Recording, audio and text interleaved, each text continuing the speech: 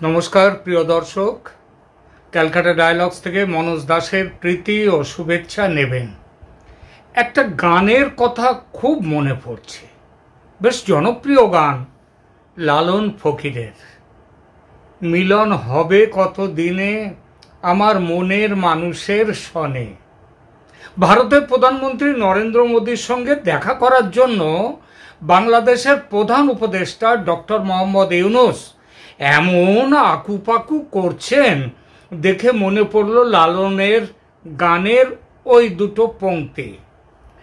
আহারে, মনের মানুষ এমন নির্দয় কেন?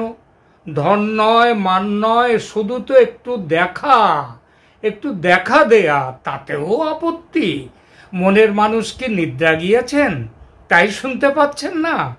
না, তিনি রেগে গেছেন তাই দেখা দিতে চান না। রাগ হওয়ার কারণ মোটামুটি কম নয়। মুকুট পরার আগে প্যারিসে বসে সেই হুঙ্কার মনে পড়ছে। তখন অবশ্য মনের মানুষ নন, ৭০, সুযোগ পেলে চিবিয়ে খাওয়ার মানুষ। ইউনূস সাহেব ভারতের বিরুদ্ধে ইনিংসের সূচনা করেছিলেন এই বলে আমরাও নর্থ ইস্ট জ্বালাতে পারি, আর নরেন্দ্র মোদীর রাগের সেই শুরু। কিন্তু সে তো অনেক পুরনো কথা। এত পুরনো রাগ মনে রাখে কেউ? না মনে রাখলে চলে? এর আগে রাষ্ট্রসংঘের অধিবেশনে ইউনূস দেখা করতে চেয়েছিলেন, মোদী করেননি। তারপর চীনে যাওয়ার আগে ভারতে এসে দেখা করার প্রস্তাব দেন ইউনূস, মোদী জবাব দেননি। সেই প্রস্তাবে কোনো উত্তরই পাঠাননি। এরপর বিমস্টেক মিটিংয়ের সময় সেটা এসে গেছে। আজকেই নরেন্দ্র মোদী চলে গেছেন থাইল্যান্ডের ব্যাংককে। এখনও শুনেছি যতটা, যে আমাদের ইউনূস সাহেব আজকে যাননি, উনি নাকি কাল যাবেন। হতেই পারে, কিংবা আজও চলে যেতে পারে দেখা করার জন্যে। যাই হোক, সেই বিমস্টেক মিটিংয়ের সময় দেখা করতে চেয়ে এই চিঠি পাঠিয়েছে বাংলাদেশ, সেই কবে, উত্তর নেই তারও। এদিকে বিমস্টেক সামিটে আজ ৩রা এপ্রিল মোদি যাচ্ছেন, ওটা তো বললামই। কাল সামিট শুরু, আবার কালই শেষ। সুযোগ এসেও যে চলে যাওয়ার জোগাড়, তাহলে কি দেখা হবে না? শেষমেশ জানা যাচ্ছে লজ্জার মাথা খেয়ে বাংলাদেশ আর এক প্রস্ত প্রার্থনা করেছে। কি প্রার্থনা? ওই যে বললাম, মিলন হবে কত দিনে ও আমার মনের মানুষের সনে। গতকাল ২রা এপ্রিল বাংলাদেশের প্রধান উপদেষ্টার দপ্তর থেকে জানানো হয়েছে দেখা হওয়ার সম্ভাবনা উজ্জ্বল। কেন উজ্জ্বল? ভারত কি হ্যাঁ বলেছে? না, ভারত হ্যাঁ বলেনি। তবে হ্যাঁ না বললেও এমন কিছু সংকেত কি দিয়েছে যাতে হ্যাঁ বোঝা যায়? না, সেটাও খুব একটা পরিষ্কার নয়। তবে আবার কিছু ইঙ্গিত আছে, সেটার কথা পরে আসছে। ইউনূস সাহেবের রোহিঙ্গা ও অন্যান্য প্রায়োরিটি বা জরুরি বিষয়ের উচ্চ প্রতিনিধি, মানে হাই রিপ্রেজেন্টেটিভ যিনি, সেই জনাব খলিলুর রহমান জানিয়েছেন, যেটা আজকে টাইমস অফ ইন্ডিয়াতে ইংরেজি খবর আবার সেইটা লিখছে। যেটা লিখেছে টাইমস অফ ইন্ডিয়া, তার বাংলা অনুবাদ করলে এই রকমটা দাঁড়ায়। এই মুহূর্তে পাকা খবর নেই বটে, তবে আমরা আশা করছি দেখা হবে দুজনের। আমরা সরকারিভাবে অনুরোধ পাঠিয়েছি তার দেখা চেয়ে। সরকারিভাবে পাঠানো হয়েছে এবারের অনুরোধ। তাহলে আগের সব বারের অনুরোধগুলো কি বেসরকারিভাবে পাঠানো হয়েছিল? বিশেষ করে ওই চীনে যাওয়ার আগে ভারতে আসার ব্যাপারটা, সেটা কি বেসরকারিভাবে পাঠানো হয়েছিল? সেই বেসরকারি পাঠানোটা আবার কি রকম, মাথায় ঢুকলো না। খলিলুর রহমান আরও জানিয়েছেন, we have reasonable grounds to remain hopeful. There is a high possibility that the meeting will take place. মানে আমাদের আশান্বিত হওয়ার যথেষ্ট কারণ আছে যে দুজনের মিলন হবে। তো ভাই,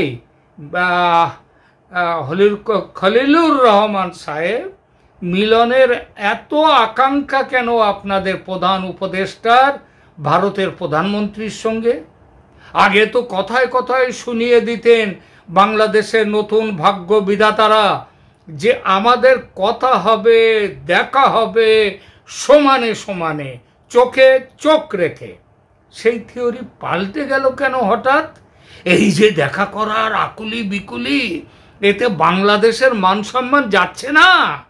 হ্যাঁ, আপনারা আগে কি বলেছেন আর এখন কি বলছেন, এই দুটো একটু মিলিয়ে নিতে গেলে কিছু খটকা এসে যাচ্ছে না?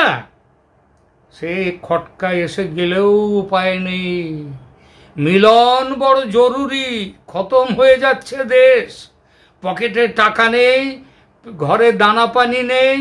চীনে গিয়ে ফায়দা হলো না কিছু, নটা এগ্রিমেন্ট হলো, এমনকি তাইওয়ানও যে চীনের অংশ সেটাও বলে দেওয়া হলো। হ্যাঁ, সেটা যেটার কোনো দরকার ছিল? আমাদের ইউনুস সাহেব বলুন তো, তাইওয়ানকে চীনের অংশ বলে ওয়ান চায়না পলিসিতে আপনাদের বিশ্বাস, এই জিনিসটা বলার কি দরকার ছিল? আপনি পাগল হয়ে গিয়েছিলেন চুক্তি করার জন্যে, লোন পাওয়ার জন্যে।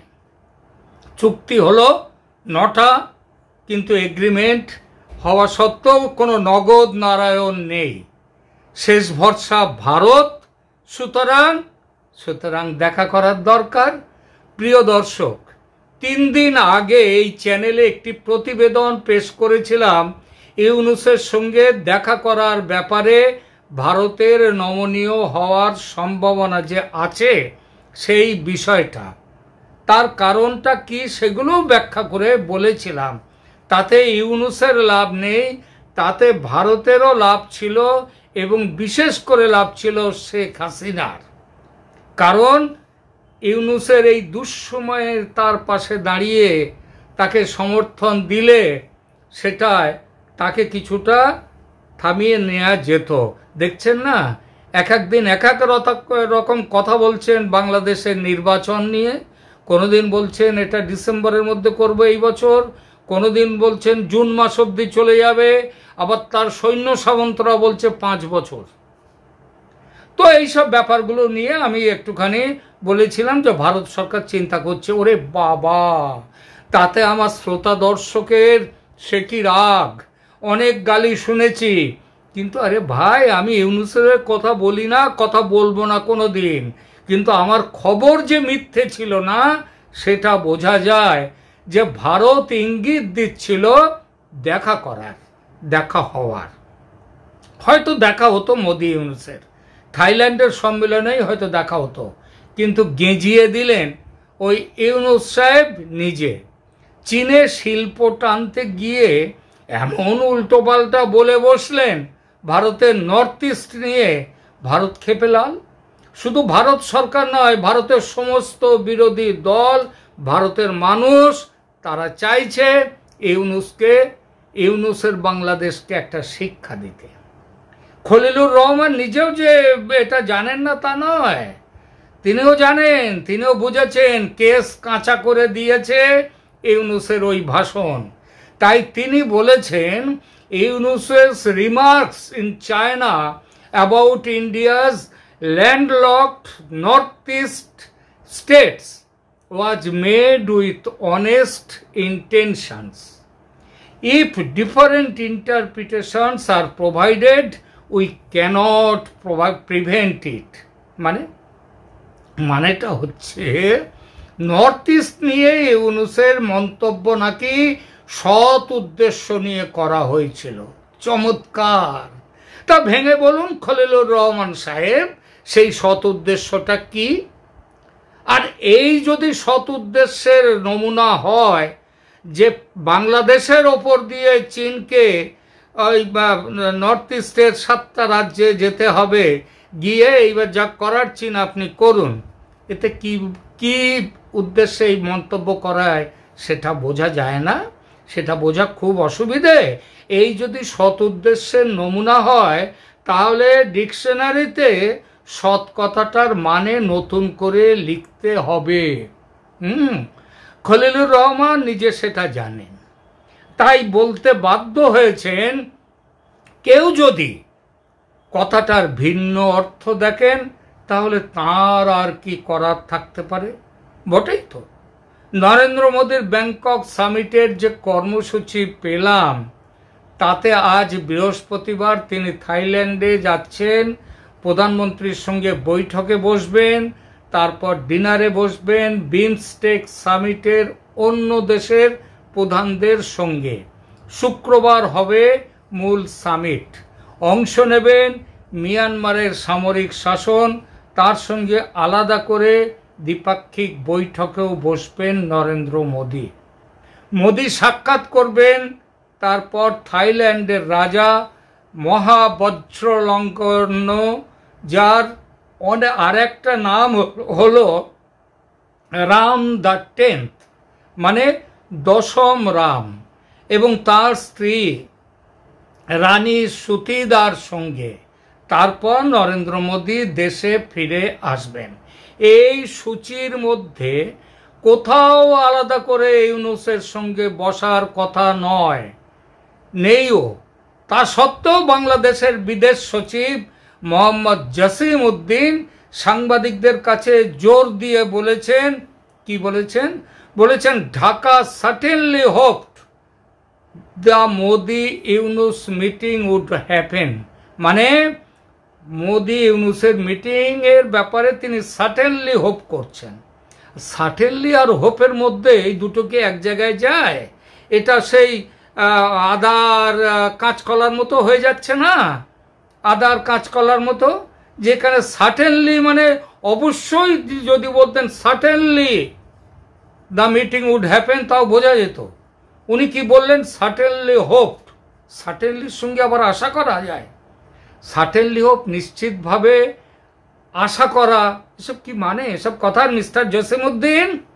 কিন্তু এই প্রশ্নের চেয়েও বড় প্রশ্ন, কেন ভাই এত আকুলি বিকলি?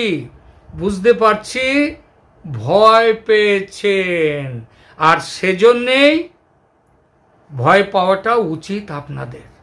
আমার সূত্র অনুযায়ী ইউনূসকে ছাড় দিতে আর রাজি নয় ভারত। এবার একটা হেস্ত নেস্ত হবেই, বুঝতে পারছি। তাই দেখা করার মূল উদ্দেশ্য এখন ভারতকে শান্ত করা। কিন্তু দেখা যদি আলাদাভাবে হয়, কি বলবেন মোহাম্মদ ইউনূস? সরি বলবেন? জসিমউদ্দিন খলিলুর রহমানরা খুব ভালোভাবে জানেন যে অপরাধ করেছেন ইউনূস, তাতে শুধু সরি বললে চিড়ে ভিজবে না। তাহলে আর কি বলবেন? তার একটা ভালো রকম একটা আভাস বাংলাদেশ সরকার দিয়েছে মোদির দপ্তরে পাঠানো শেষ চিঠিতে। সেখানে ক্ষমা প্রার্থনা করা হয়েছে বেশ কূটনৈতিক ভাষায়, যার সহজ অর্থ করলে দাঁড়ায় কি দাঁড়ায় জানেন? বুড়ো মানুষ, কি বলতে কি বলে ফেলেছি সেভেন সিস্টার্স নিয়ে, দেখা করে ক্ষমা চাইব, একটা সুযোগ করে দিন প্লিজ। এখনকার মতো এখানেই থামছি, ধন্যবাদ।